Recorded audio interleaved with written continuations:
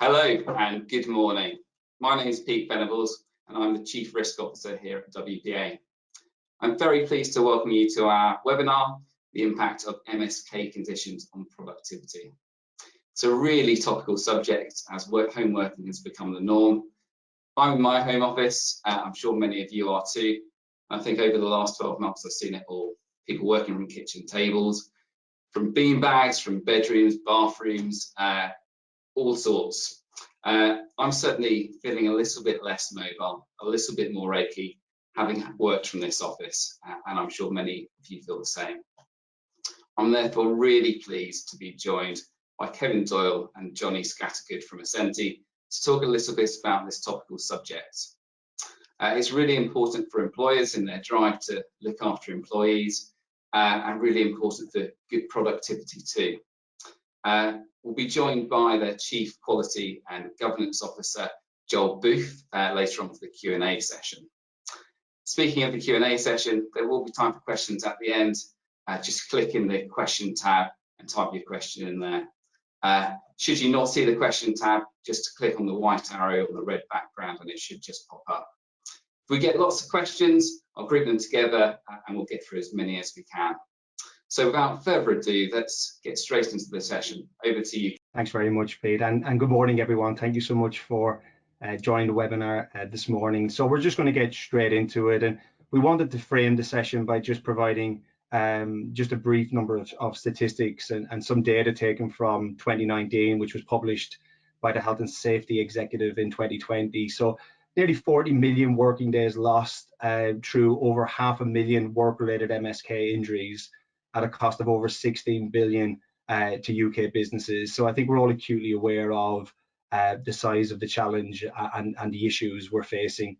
The objective of the webinar this morning is to understand the problems that contribute towards decreased corporate productivity and then learn ways to effectively address them. And as you can see down the left, all of the specific areas that we'll talk to through the webinar.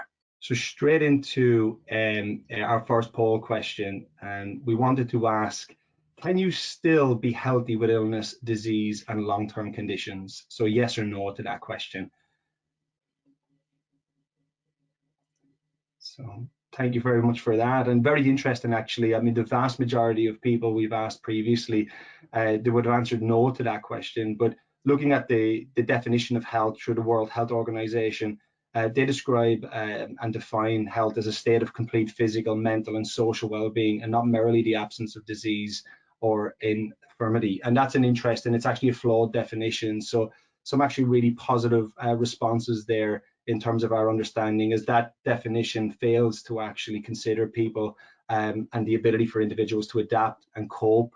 When we actually look at a much more holistic and what we feel is a much more accurate definition of health through Huber, he defines it as the ability to adapt and self-manage in the face of social, physical, and emotional challenges. So you can absolutely have illness or disease and still feel healthy. And health can change by equipping and educating people to adapt and cope. And we feel that it's the responsibility of the workplace to equip, educate, and promote health to allow people to remain healthy, more so in the challenges of COVID. And as we know, good health is healthy, and good work is healthy. So Huber's 6 dimensions of health are on the right. Just moving forward now, I'm just going to hand over to Johnny. Thanks, Kev. So I'm going to kind of talk about some of the kind of main work-related reasons as to kind of why health might be kind of declining, the impact that has on productivity, and then we're going to look at some solutions in terms of how we can create that workplace environment to allow people to remain healthy with challenges, as Kev's kind of just alluded to. So problem number one is home working. So quite obvious, we all know kind of there's been a massive shift to home working in the last 12 months, and it is not a new thing, but what is new is kind of the scale of it and that lack of prep time and that lack of kind of decision making from the employees to shift to home working. It all kind of happened overnight. Now, Ascenti conducted a study of 2,000 people to get an idea of that kind of working from home landscape and then see what it looked like. And some of the kind of key stats that we found were that in terms of habits and behaviours, that without kind of surprise, 48% were working from home, which was a 10-fold increase. but 72% were working from the sofa and 56% were working from the bed. Now, the impact that kind of was having or is having is that 1 in 2 are reporting an increase in aches and pains. And kind of the two most common complaints, neck and back pain, 18% are reporting more neck pain and 19% are reporting more back pain. So into the second polling question then. So again, a simple yes or no. Do you move from your chair that you work in every 30 minutes? Perfect. So we will discuss this in the next slide and we'll come on to those kind of results as well. So working from home, it is not all kind of negative. There's a lot of positives about working from home, but we have to kind of be mindful of those negatives and challenge them and overcome them. Otherwise, it will be a kind of negative environment to work in, okay? So some of the benefits are employee choice and that flexible working, which I think is important because from a survey conducted, only 6% of people report that they want to return to work full-time kind of post-pandemic. So if that amount of numbers do want to continue having some sort of home working, we need to address those negatives. Otherwise, it's going to have a negative impact on the workforce and the health. Okay. So some of the other risks in terms of working from home and some of the reasons why we are kind of probably seeing an increase in aches and pains is that lack of incidental movement. So we've just seen from that poll question that 80% of you don't move from your workstation every 30 minutes. Okay. And that is significant. That has a big impact on aches and pains. The body needs to be moved, and it needs to be moved at kind of very frequent intervals. Now, let's picture your normal day going into the office. So you will get up for work, you will commute to work. So that commute might be walking, it might be cycling, it might be even just driving. But there's lots of opportunity there for incidental movement, okay? When you're in the office, you might walk around, speak to colleagues, you go to different rooms for meetings, and you might go out for lunch, and then you commute home again. So there's loads of opportunities for movement without you even kind of having to think about it. Now picture your kind of working life from home. Some of us might be getting up, having breakfast, and going sitting down at the workstation, and you might not move until lunchtime, and then after lunch you might not move till the end of the day. So there's much less opportunity for movement, okay? And looking at the stats that we've just shown there from the poll, 80% of you not moving every 30 minutes, that is going to be having a significant impact on kind of the musculoskeletal system and kind of leaving you at risk of onset of aches and pains, okay? Kind of longer term, if we don't address those issues, then that is going to leave us kind of open to an increase in presenteeism. And what presenteeism is kind of that loss of productivity at work due to suboptimal health, okay, which is easier to do at home. It's easier to kind of be poorly or sick at home and still continue to work, but not do the amount of work that you would typically do on a normal working day. And that can have a massive impact on kind of organizations and the recovery from COVID as well. So a likely good solution is going to be a hybrid approach where people have some elements working from home, some elements working in the office as well. Okay, so problem number 2, which is closely linked to problem number 1, is sedentary lifestyle and MSK health. So, poll question. So, do you perform 60 to 75 minutes of moderate intensity physical exercise per day? Yes or no? Okay, perfect. So we will kind of come on to why we've asked that in the next slide as well. Okay, so a sedentary kind of behavior, so it is kind of sitting, lying down, even standing in an awakened state. Okay, so satiety is adopting a more sedentary lifestyle, which is strongly linked to MSK complaints and other health problems as well. Now, there can be a misconception that even though you're in a sedentary kind of job or you have a sedentary life, that if after work you go for a run, you go to the gym, you do some exercise, that will kind of offset the negatives of a sedentary kind of behavior or a sedentary kind of job role, where the research tells us that unless you're doing 60 to 75% of moderate physical exercise per day, that you are still at a higher risk, and it's not nice to say this, but you're at a higher risk of mortality basically. Okay, so it does not kind of offset it in terms of if you're doing exercise outside of work, if it is not kind of for those amounts of time. Okay, so we still need to kind of take note and kind of be aware of how we overcome the negatives of sedentary behavior. And then linked to sedentary behavior as well is osteoarthritis, so kind of degeneration or age-related changes to the joints, okay? So sitting is linked to an increase in weight gain. Some of you attending today might have seen an increase in weight gain over the last 12 months with kind of that reduction in exercise and movement. But weight gain is the largest modifiable risk factor to joint osteoarthritis.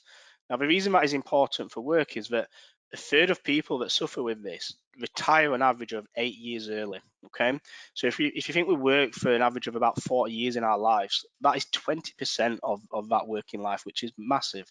Okay, now it's going to be important, or it's likely going to be important over the next 12, 24 months, because there has been almost a pause on input for things like osteoarthritis and joint replacements and kind of surgical input. Now, the data tells us that while people are waiting for input and surgeries, that 49% of people will see a decline in physical health and 33% will see a decline in mental health. Okay, so kind of reason tells us that over the coming months and years that there's going to be people suffering as a result of this. Okay, so as employers and as kind of operating in the workplace, we're in a really good position to be able to have an impact on this. And the reason for that is that generally, OA and osteoarthritis is managed suboptimally, okay? And what I mean by that is, with all the respect in the world, they're generally managed through general practitioners who just don't have the time and sometimes don't have the skill sets in terms of managing this appropriately. They will give medication, refer on for surgery.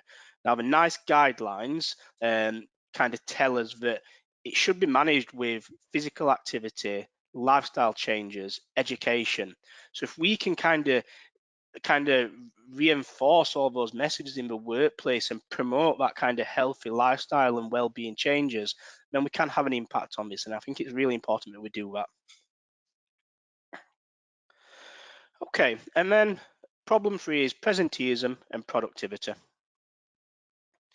Now, presenteeism is like I've said before, is the kind of reduction in productivity as a result of suboptimal health. Okay, so it's almost, I like to call it the elephant in the workplace. Okay, we know it is happening, but it never seems to be addressed. It has been rising year on year for the last decade.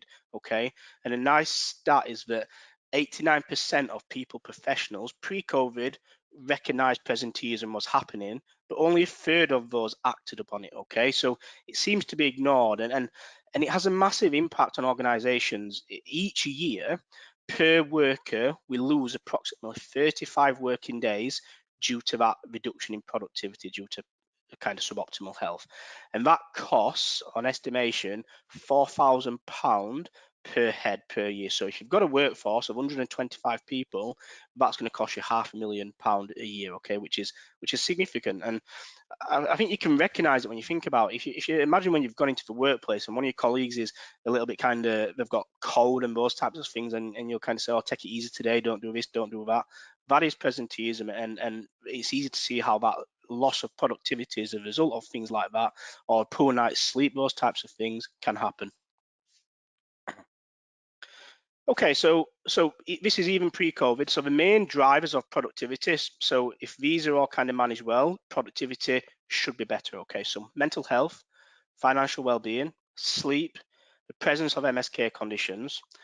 Now, we've thrown in COVID in relation to these. Now, we have got some data in terms of the impact COVID is having on all these 4 kind of areas, which is kind of really eye-opening. So 1 in 5 people are now suffering from depression, where it was 1 in 10 pre-COVID. 43% have seen a decline in general mental health. 39% report a decline in financial security. And 40% are reporting that it's harder to fall asleep. And it's understandable. People have been on furlough, job insecurity has been higher. That affects sleep and then your mental well-being. And the mental well-being is closely linked to MSK problems. So it's no surprise that all that has been affected. But kind of reason tells us that if all the main kind of drivers of productivity have seen a decline, then post-COVID or over the subsequent kind of months and years, that presenteeism is likely to increase, and that kind of increased productivity loss could potentially have a massive impact on organizations' ability to recover post-COVID. So just to wrap all those three areas up, so they are all closely linked: home working, sedentary behavior, increase in MSK complaints, and then that increase in presenteeism and reduced productivity. Now, meet Susan. She's come from 25 years in the future. Susan has been working at home for the last 25 years. She's had a reduction in her social life due to kind of stress and mental health issues. And Susan has now she's got bad eyesight, she's got dark circles around her eyes, she's got bad posture, she's overweight, she's stressed, she's got thinning hair, and she's got multiple MSK complaints over the body, okay? So this is obviously just a nice kind of image to kind of visualize what could happen, and it's kind of tongue-in-cheek type stuff, but it's important we recognize what can happen if we don't make the health changes that we should do. Okay, so in terms of solutions then, how do we address this? So the overarching theme needs to be a cultural well-being strategy change, okay? We shouldn't be looking to introduce things just as a tick box type exercise because we believe it's going to be helpful. We have to kind of make changes across the board. So this image on the left summarizes it quite well. So in the middle, we've got working well, okay? That represents that we need boardroom level changes, which is underpinned by good governance strategies, good governance policies and procedures, okay? On the outside of that, there's 4 different areas. So we've got better work. So we need to create a kind of happy work environment, engage the employees in how they want to kind of carry out their job roles and how they believe things should be done. That does create a more happier workplace. Better relationships, so better communications inside and outside of work is good for kind of helping kind of that mental well-being in the workplace. Better physical and psychological health, okay? So all these will kind of help create that. But we need better specialist support as well. So we should be kind of equipping the workplace with the education and the tools to kind of be able to deal with things like absence and deal with poor health and how to improve health and return to work plans, those types of things.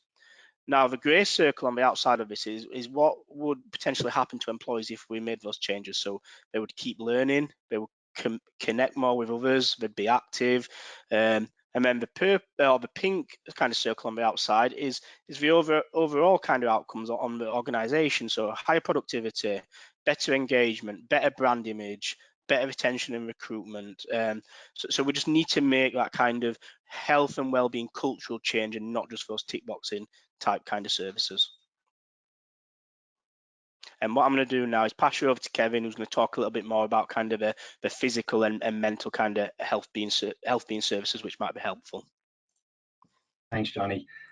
Yeah, so looking at more specific recommendations, I think just to talk to Johnny's previous comment, it's about creating more of a proactive health culture. So looking at high value, meaningful care and services, and not just looking at box ticking exercise. So when we look at proactivity rather than reactivity, we're talking obviously to MSK services and mental health services. Can we actually apply more hybrid approaches? So of course, with individuals working both potentially in the office and at home, accessibility to these types of services is key and quite crucial to managing early intervention. We know how important that is. So can you look at remote care as well as in-person care to increase that accessibility, to allow individuals to access these types of services more frequently, more easily, and also benefit from those before these types of situations, both MSK and mental health, deteriorate to more chronic conditions. Looking at healthy sleep workshops, for example, sleep is crucial to the overall health and well-being of the workforce, and the number of misconceptions around sleep quality and the amount of sleep individuals need to be achieving to maintain health is actually quite interesting. So we believe in promoting sleep workshops to educate the workforce in that area. Promote being outside and good health behaviors. Can we be a little bit more creative in terms of the working week to try and promote that? Looking at self-management support, this is quite an interest, and I think that, the digitalization of mental health and MSK through app-based technology, for example, and we will potentially show you the Ascenti Physio app at the end. But this can be a very low cost, very high effective way of engaging with staff and motivating staff on a more of a consistent basis to maintain their MSK and mental health. Looking at health promotion campaigns around physical activity, talking to the osteoarthritis, can we promote webinar or pre-recorded workshops on OA, healthy lifestyle recommendations, so diet, nutrition, smoking cessation, for example, and also home working, how we can promote that and how we can facilitate the home working situation for staff. Looking at specific educational webinars, again, to address what we've just touched on, looking at encouraging staff to be active. So can we look at specific campaigns and challenges? Can we create company sports teams, promote cycle to work schemes, and even signposting to local exercise services? That's actually a very low cost, very highly effective way of actually encouraging staff to become more active, whether that be during lunch breaks or after work. And then looking at engaging with workforce to understand preferences and needs. So the Dexercise point is something that we've done with certain clients, which is just webinars where people can actually exercise at their desk once a week for half an hour. It's actually very fun, it's engaging, it gets people moving, and it just reinforces the message to remain active. I think without running the risk of stating the obvious, obviously the benefits of meaningful intervention and effective intervention, we know it reduces the cost of long-term absence. We know that it accelerates return to work. It prevents injuries from deteriorating and deconditioning their both physical and mental health.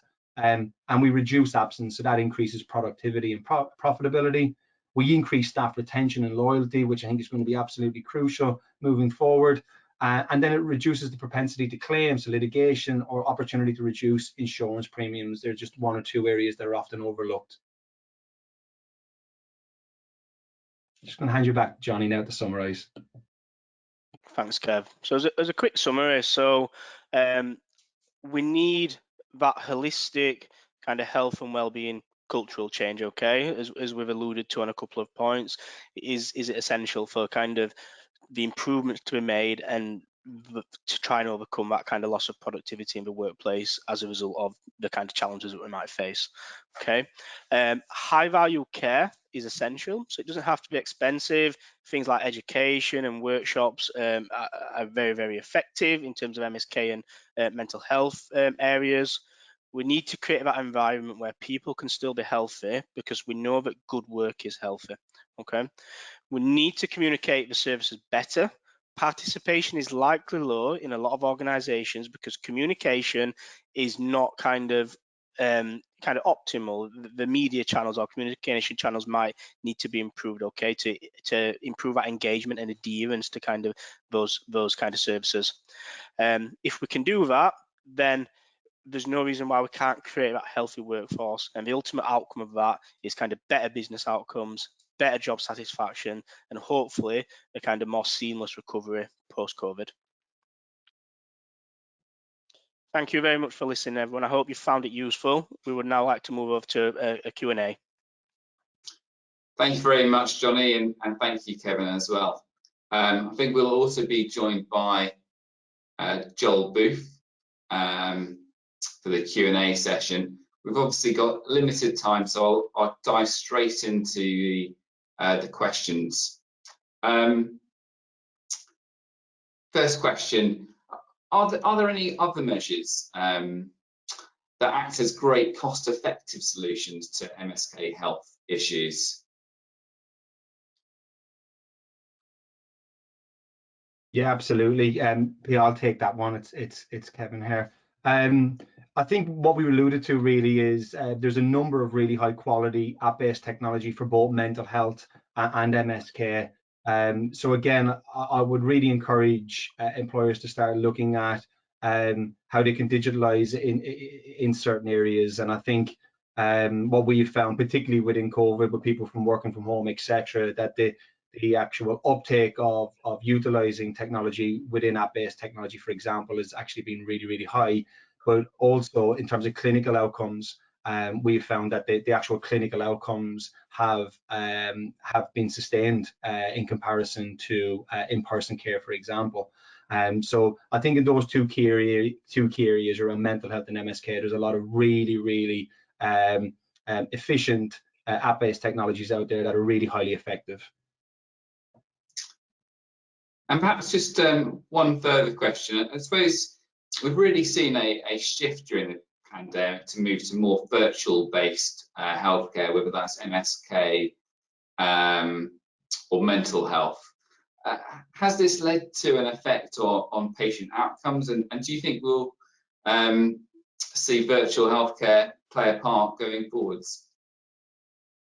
Yes, absolutely. Virtual-based care was an emerging and developing service pre-COVID, with a growing research evidence base behind it, evidencing its effectiveness.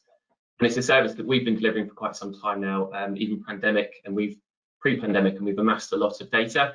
Because of the pandemic and this being the only viable treatment option for many people during that time, it has accelerated the uptake and acceptance of virtual-based care and with our patients and customers.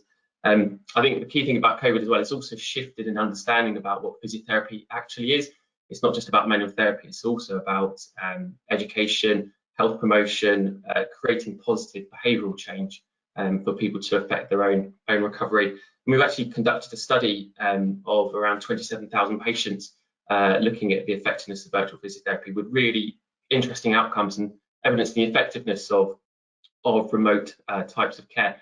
We found it, whilst it can't replace all aspects of face-to-face interaction, it is an effective and appropriate method of delivering care for the majority of non-complex musculoskeletal conditions. In essence, we believe it's suitable for the right patients at the right time, but it's also a combination of accessibility and patients actually starting to engage and take control of their own care, which is driving the compliance, especially around mental health as well, where patients can access services in their own environment, where they'll be more comfortable in engaging in therapy more readily. So we are seeing a greater uptake of virtual services and its inclusion in different service models, and it's proven to be effective. Thank you very much, Joel. I'm afraid that's all we've got time for. We're just about to run out of time. I'm incredibly grateful for Kevin, Johnny and Joel for joining us this morning. Lots of food for thought, and certainly some very helpful tips from an employer perspective and from the employee perspective as well there. As well as thanking you all for coming, I have a date for your diaries. The next webinar is at 11:30 AM on the 23rd of June. That will be on nutrition. And just before you go, we will circulate the recordings and a write-up next week. There will be a short survey after the webinar. It's a short 10-second survey, so if you spend a couple of seconds just filling that out, that will really help us in the future to plan these. Thanks again to all of you, and especially to the team at Ascenti. See you all in June.